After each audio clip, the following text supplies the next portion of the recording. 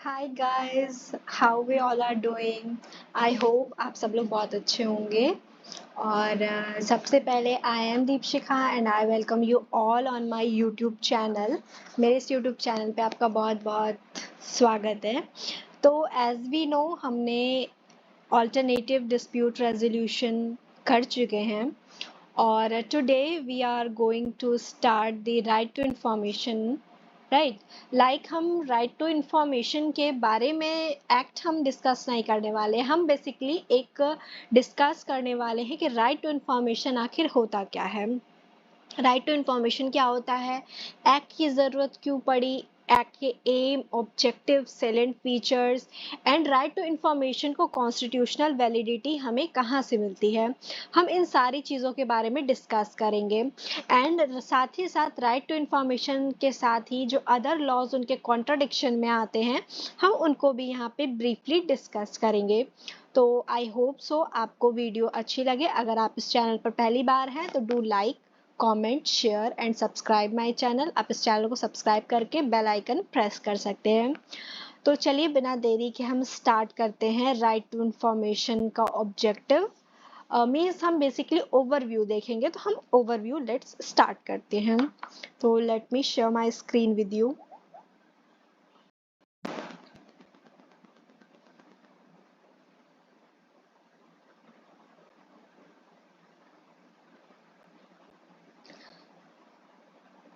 Let me share my screen with you.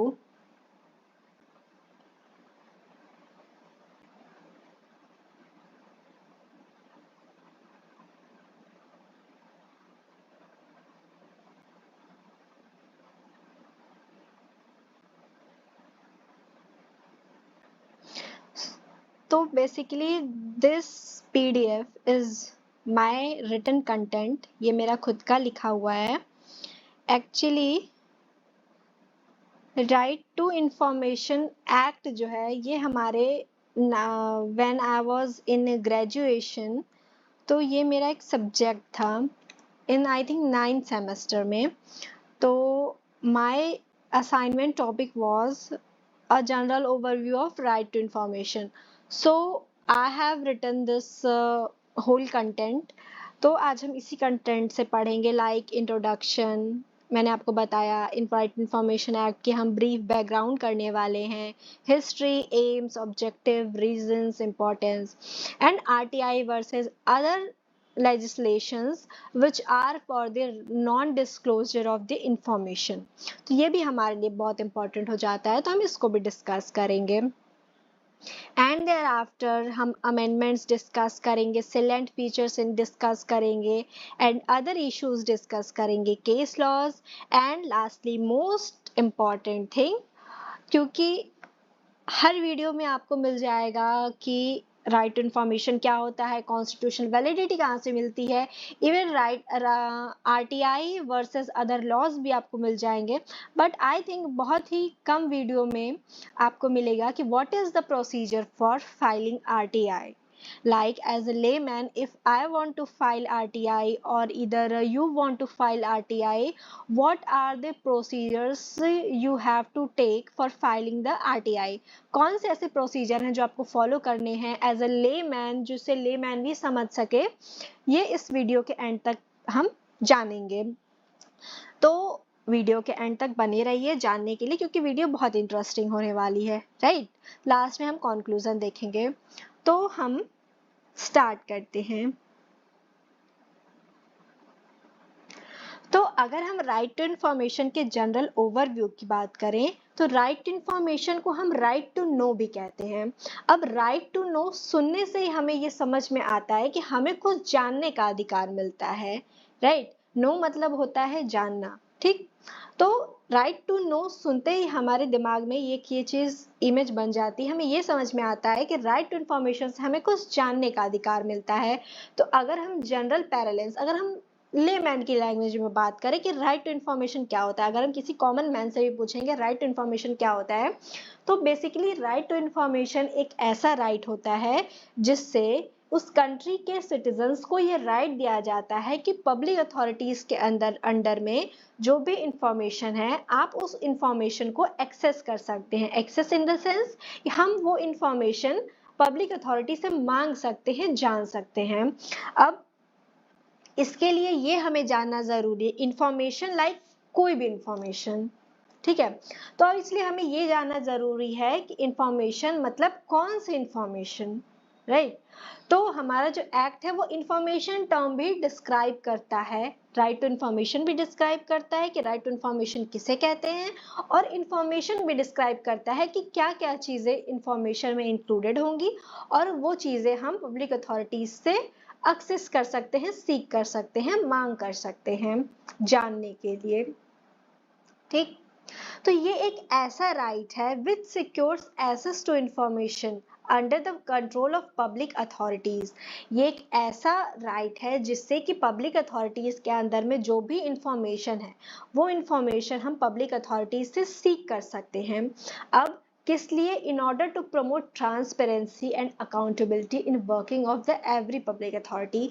Her public authority के work करने में transparency और अकाउंटेबिलिटी प्रमोट करने के लिए हमें राइट टू इंफॉर्मेशन का राइट मिला हुआ है कि पब्लिक अथॉरिटीज किस तरीके से काम कर रही हैं और अथॉरिटीज अकाउंटेबल हैं टू द सिटीजन्स। अगर वो सिटीजन्स के लिए काम कर रही हैं तो वो सिटीजन के लिए अकाउंटेबल हैं कि उनको वो आंसरेबल है। अगर सिटीजन्स का कोई क्वेश्चन है कि आप ये काम किस लिए कर रहे हैं, क्यों कर रहे हैं, तो public authorities are authorized to answer the citizens, right? तो just a second, sorry.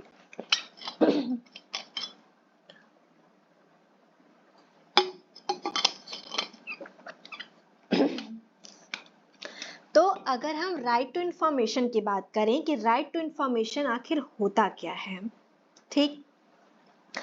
तो राइट टू इंफॉर्मेशन एक्ट 2005 का सेक्शन 2J बताता है कि right to information means the right to information accessible under the act. मतलब जो सारी information हमें एक्सेस करने का राइट है इस एक्ट के अंदर में उसे हम कहते हैं right to information, which is held by or under, जो कि किसी पब्लिक अथॉरिटी के अंडर कंट्रोल में है, जिसमें इंक्लूड होता है right to inspection of work. Means right to information में कोई पब्लिक अथॉरिटी कैसे काम कर रही है उस वर्क को इंस्पेक्ट करने का राइट भी हमें मिलता है राइट टू इंफॉर्मेशन के अंदर में। Right to inspection of work, document, records, कोई भी चीज हम राइट टू इंफॉर्मेशन के अंदर में हम आस्क कर सकते हैं पब्लिक अथॉरिटीज से। और taking notes, extract, certified copies of documents और रिकॉर्ड्स, सर्टिफाइड कॉपीज लेना, रिकॉर्ड्स लेना, सर्टिफाइड सैंपल्स ऑफ मटेरियल्स लेना, ऑब्टेनिंग इंफॉर्मेशन। अगर हम कोई इंफॉर्मेशन डिस्क के फॉर्म में, फ्लॉपी के फॉर्म में, टेप्स के फॉर्म में, टेप के फॉर्म में, वीडियो कैसेट्स के फॉर्म में, और अगर किसी भी इलेक्ट्रॉनिक मोड से भी हम अगर कोई इंफॉर्मेशन या प्रिंट आउट के थ्रू कोई भी इंफॉर्मेशन जो भी कंप्यूटर डिवाइस में सिक्योर्ड है वो भी इंफॉर्मेशन कहलाती, वो भी चीजें कहलाती हैं इंफॉर्मेशन। और वो इंफॉर्मेशन लेने का भी राइट हमारे पास आता है राइट टू इंफॉर्मेशन के अंदर में। तो section 2J of the right to information define करता है कि राइट टू इंफॉर्मेशन क्या होता है।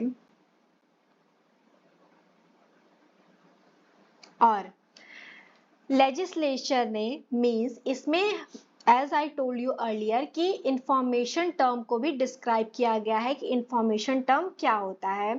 तो इंफॉर्मेशन मतलब होता है कि कोई भी material, any material in any form, कोई भी मटेरियल किसी भी फॉर्म में, पेपर के फॉर्म में कोई मटेरियल हो, सैंपल के फॉर्म में, डेटा के फॉर्म में, हाँ, everything in electronic form. Electronic form में भी अगर कोई मटेरियल हो तो उसे हम इंफॉर्मेशन कहते हैं। मतलब कोई भी मटेरियल किसी भी फॉर्म में हो, राइट, किसी भी तरीके में कोई इंफॉर्मेशन हो, लाइक वॉल पे अगर कुछ लिखा हुआ हो, इंस्क्रिप्टेड हो, एवरीथिंग, कुछ भी हो, that comes under the purview of information.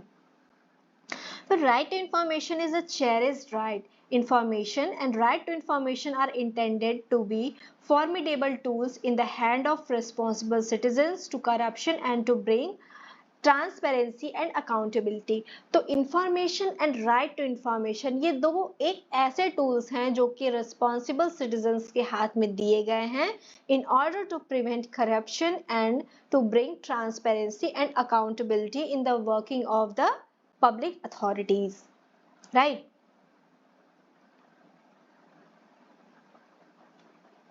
The right of a citizen to question the government on its various policies and measures forms the very essence of the democracy. If we talk about democracy, अगर हम democracy की बात करें तो हर citizen के पास ये right है कि वो गवर्नमेंट से क्वेश्चन कर सकता है on their various policies and measures.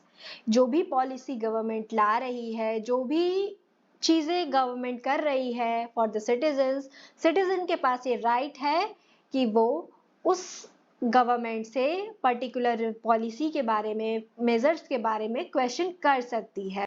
ये डेमोक्रेसी का एक बहुत ही इम्पोर्टेंट एसेंस है, मीन्स एक बहुत ही इम्पोर्टेंट पार्ट है, right. In order to exercise this right and to hold the government accountable for its action, the people must have access to the information regarding affairs of the government.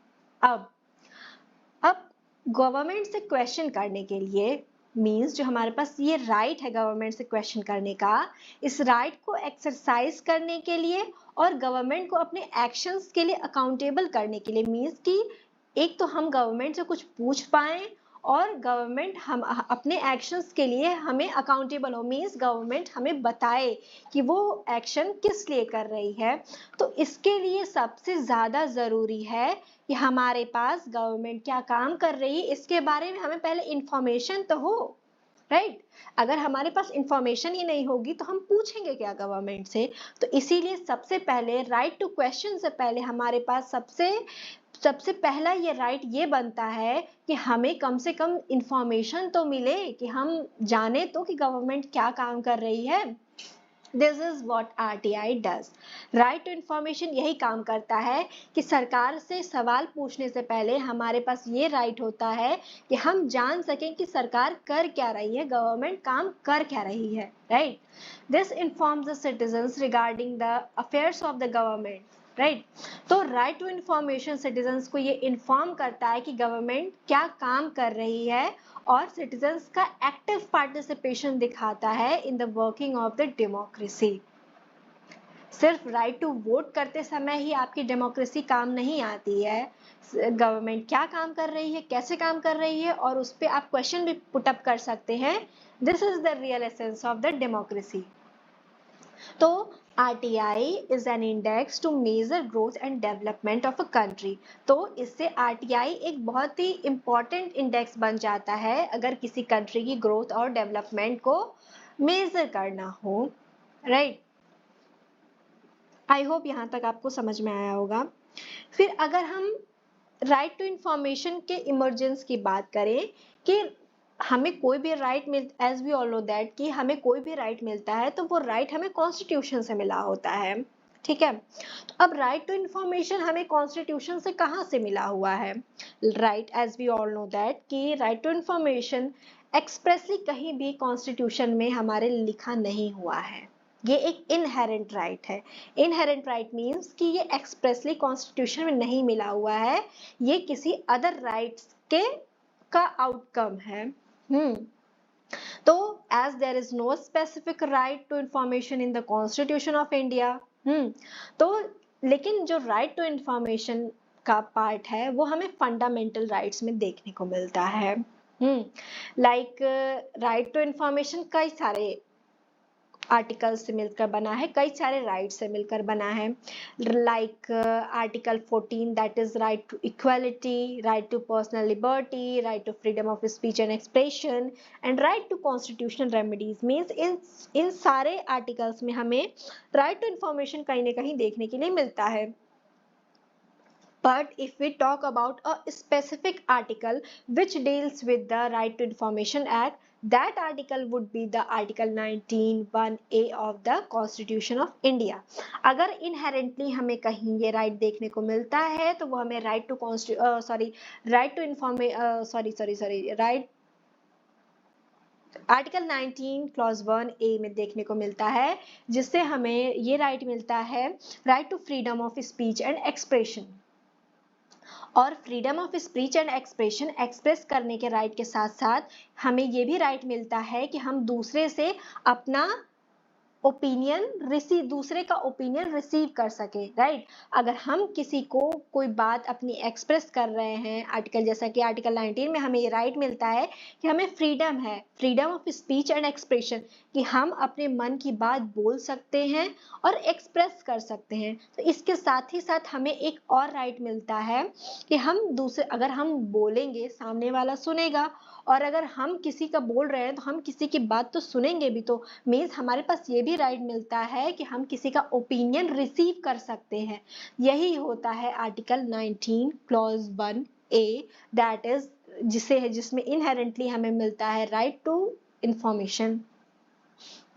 तो interpretation of Article 19 of the Constitution of India has laid down that right to information is one of the essential ingredients of Article 19 Clause 1A. As I told you, जिससे हमें ये पता चलता है कि Article 19 Clause 1A का एक essential ingredient है right to information, जिसे कि हमें right to information, दूसरे से कोई opinion seek करने का भी हमारे पास right है। अब ये right to article 19 clause 1A की बेयर लैंग्वेज है कि सारे सिटीजन्स के पास ये राइट है to freedom of speech and expression.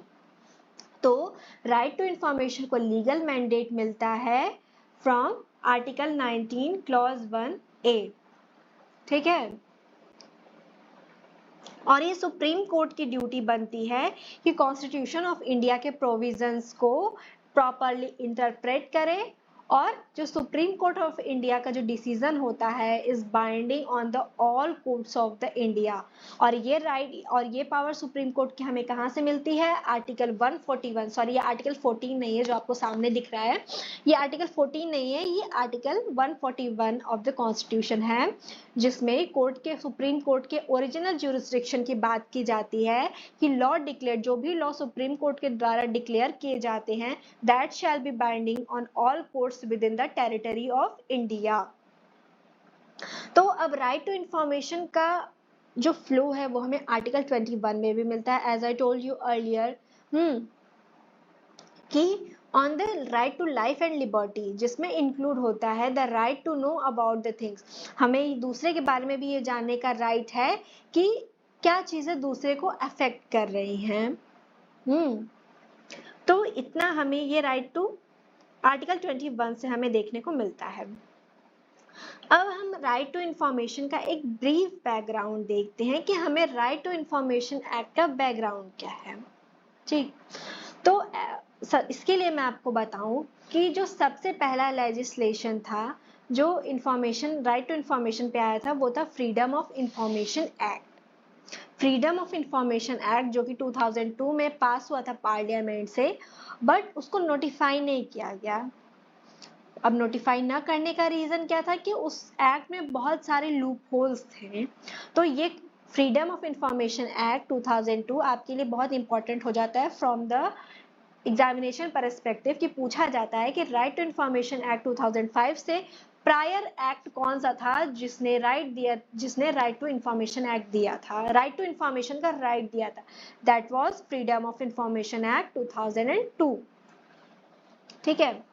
तो इसके तहत इन 2004 में यूपीए गवर्नमेंट ने एक नेशनल एडवाइजरी काउंसिल बिठाई, जिसने इस एक्ट में कुछ चेंजेस रिकमेंड किए, और उन चेंजेस के साथ एक्ट को अमेंड करके सबसे पहला तो उसका नाम अमेंड कर दिया गया, एंड जो भी लूपहोल्स थे उन लूपहोल्स को कंप्लीट करके राइट टू इंफॉर्मेशन एक्ट 2005 में पास किया गया।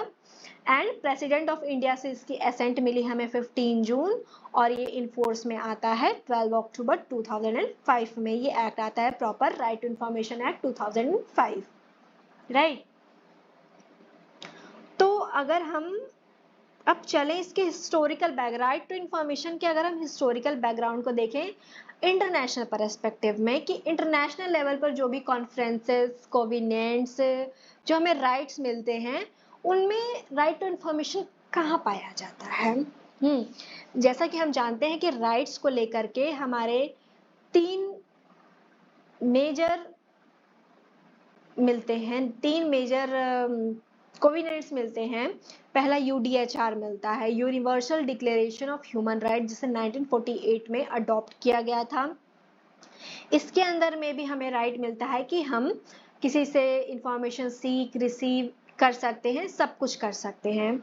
उसके बाद ICCPR, लाइक दो कोविनेंट हमारे पास और थे, जिसमें इन 1966 में जो कोविनेंट पास किए गए, international covenant on civil and political rights, जिसमें भी ये कहा गया है कि सबके पास ये राइट है to freedom of expression, freedom to seek and receive information, right.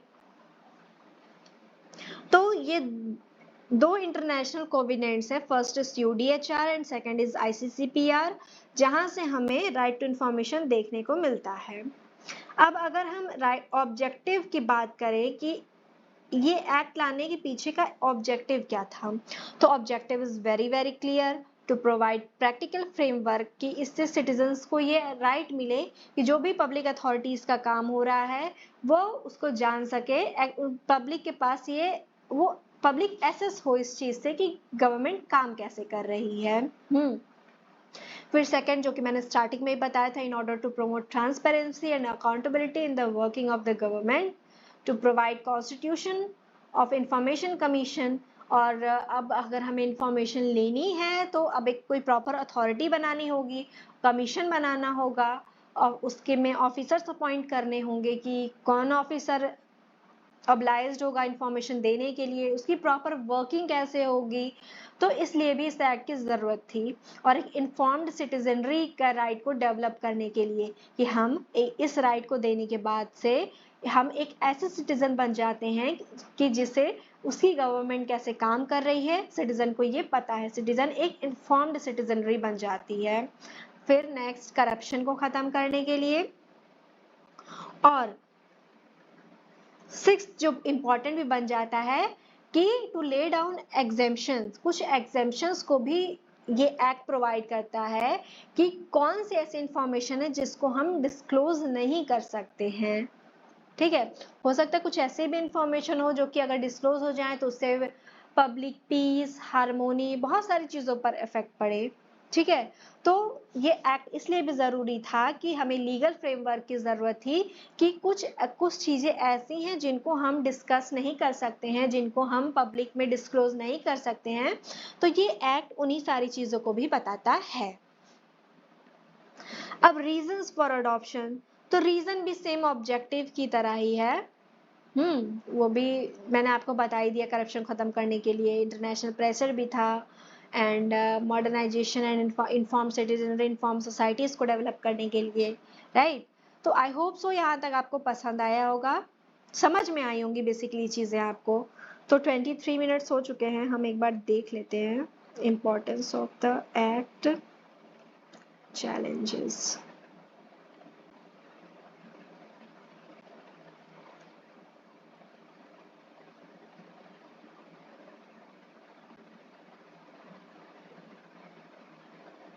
Importance of the act भी उतना कुछ खास है नहीं, क्योंकि मैंने ऑब्जेक्टिव तो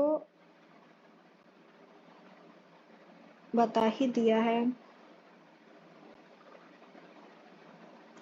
तो ऑल राइट, हम चैलेंजेस हम नेक्स्ट वीडियो में चैलेंजेस से कवर करेंगे, क्योंकि 23 मिनट्स हो चुके हैं, और अगर ये मैं कंटिन्यू करूँगी तो फिर वीडियो लंबी हो जाएगी। So all right, I hope आपको वीडियो पसंद आई होगी। अगर वीडियो पसंद आई है तो please do like, comment, share and subscribe my channel, और हम मिलते हैं नेक्स्ट वीडियो में। तब तक के लिए bye bye, take care. All right, bye bye.